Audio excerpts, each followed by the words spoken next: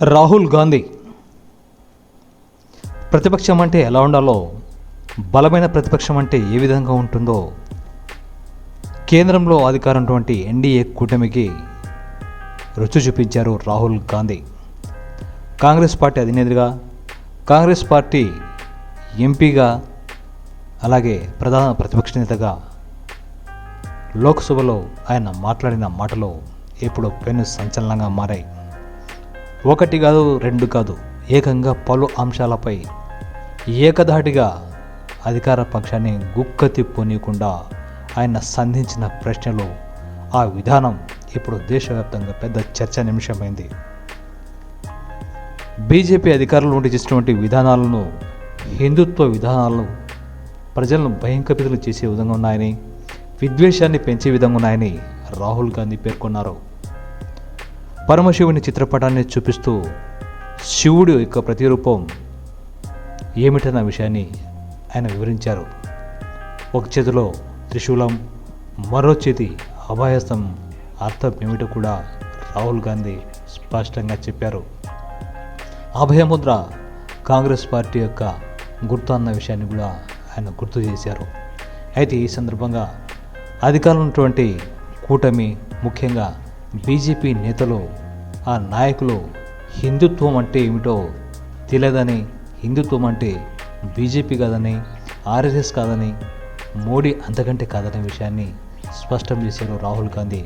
దీంతో లోక్సభలో కొద్దిసేపు అధికార విపక్షాల మధ్య దుమారం చెలరేగింది. భారతదేశం అంటే అన్ని మతాలకు సంబంధించినటువంటి విషయంలో ముఖ్యంగా లౌకిక విధానం ఉందన్న విషయాన్ని మరి ప్రస్తుతం ఉన్నటువంటి ప్రభుత్వం మర్చిందన్న విషయాన్ని రాహుల్ గాంధీ గుర్తు చేశారు. అలాగే సత్యం వైపు నిలబడాలనే విషయాన్ని కూడా మన ధర్మం తెలియజేస్తున్న విషయాన్ని చెప్పారు. భారతదేశంపై గతంలో ఏ దేశం కూడా దాడి చేసే ప్రయత్నం చేసినా భారతదేశం మాత్రం ఏ ఒక్క దేశంపై దాడి చేయలేదనే విషయాన్ని కూడా రాహుల్ గాంధీ స్పష్టం చేశారు. అలాగే కేంద్ర ప్రభుత్వం, ముఖ్యంగా బీజేపీ అధికారంలోకి వచ్చిన తర్వాత చేసినటువంటి పలు కార్యక్రమాలు దేశ ఆర్థిక వ్యవస్థను దారుణంగా దెబ్బతీశాయని, అందులో నోట్ల రద్దు, జీఎస్టీ ఇలాంటి పలు అంశాలపై రాహుల్ గాంధీ తనదైన శైలిలో అధికార పక్షాన్ని నిలదీశారు. ముఖ్యంగా రాహుల్ గాంధీ అగ్నివీర్ పథకానికి సంబంధించి కూడా చాలా ఘోరమైన తప్పిదమన్న విషయాన్ని స్పష్టం చేశారు. పంజాబ్లోని ఓ ప్రాంతంలో అగ్నివీర్కి సంబంధించినటువంటి సైనికుడు చనిపోతే ఆ సైనికునికి ఎలాంటి నష్టపరిహారం కానీ, పెన్షన్ కానీ దక్కలేదన్న విషయాన్ని సభ దృష్టికి తీసుకొచ్చారు రాహుల్ గాంధీ. అయితే గతంలో సైనికులు ఏదైనా చనిపోతే వారిని అమరవీరులుగా భావిస్తారని, కానీ అగ్నివీర్ సైనికులు చనిపోతే కేవలం ప్రమాదవశాత్తు జరిగిందన్న విషయాన్ని ప్రభుత్వం గుర్తిస్తుందని, మరి అలాగే అగ్నివీర్ సైనికులను చైనాతో పోరాడడానికి ఇచ్చినటువంటి శిక్షణ, మనకిచ్చినటువంటి శిక్షణలో చాలా తేడా ఉందన్నారు.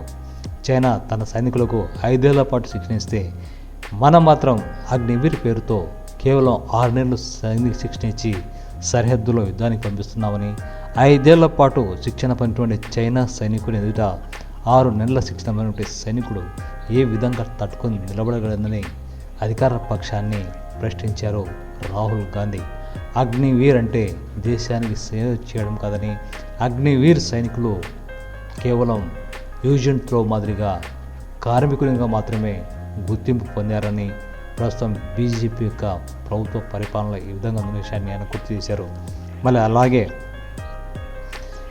బీజేపీకి మరి రాముడిని అడ్డం పెట్టుకొని దేశ రాజకీయాలు చేసిన ప్రయత్నాన్ని స్వయంగా ఆ రాముడి అడ్డుకున్న విషయాన్ని కూడా రాహుల్ గాంధీ సభా వేదికగా స్పష్టం చేశారు.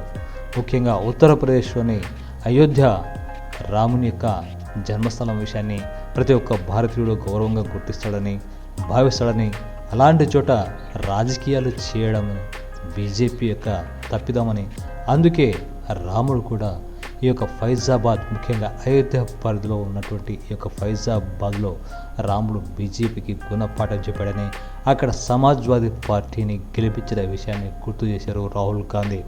మొత్తానికి ఏది విషయం తీసుకున్నా కూడా ఆ యొక్క విషయాల్లో కేంద్ర ప్రభుత్వాన్ని తూర్పార పట్టాడు రాహుల్ గాంధీ. ఆ రాహుల్ గాంధీ యొక్క ప్రశ్నించే విధానం, ఆయన అనుసరించిన విధానం మొత్తం లోక్సభతో పాటుగా ప్రజలందరినీ ఆకట్టుకుంది. పూర్తి స్థాయిలో ఎదిగిన నేతగా వికసిత నేతగా కూడా రాహుల్ గాంధీని పేర్కొంటున్నారు కాంగ్రెస్ పార్టీ నేతలు. గతంలో మాదిరి కాకుండా ఏ అంశంపై అయినా సరే స్పష్టమైనటువంటి సమాధానం ఇవ్వడం ఇప్పుడు రాహుల్ గాంధీలో ప్రత్యేకంగా కనిపిస్తున్న తీరు అందరినీ ఆకట్టుకుంది. అందుకే రాహుల్ గాంధీ ముఖ్యంగా బీజేపీ యొక్క మతతత్వ విధానాలను అడ్డుకున్న విషయాన్ని, అలాగే ఆడుకున్న విషయాన్ని కూడా మరి నెటిజన్లు హర్షం వ్యక్తం చేస్తారు. అయితే హిందుత్వం వాదంపై రాహుల్ గాంధీ చేసిన వ్యాఖ్యలు భారతదేశంలోని హిందువులందరినీ ఉద్దేశించమని, వారిని అవమానించారని, అందుకే రాహుల్ గాంధీ ఈ విషయంలో క్షమాపణ చెప్పాలని ప్రధాని నరేంద్ర మోడీతో సహా కేంద్ర హోంశాఖ మంత్రి అమిత్ షా సైతం డిమాండ్ చేశారు. అయితే క్షమాపణ విషయం పక్కన పెడితే తాను మాత్రం వాస్తవాలే మాట్లాడి, తాను మాట్లాడిన మాటలకు కట్టుబడి ఉన్నానని కూడా రాహుల్ గాంధీ స్పష్టం చేశారు. మొత్తానికి రాహుల్ మొదటి రోజు లోక్సభలో మాట్లాడిన తీరు ఇప్పుడు అందరినీ ఆకట్టుకుంటుంది.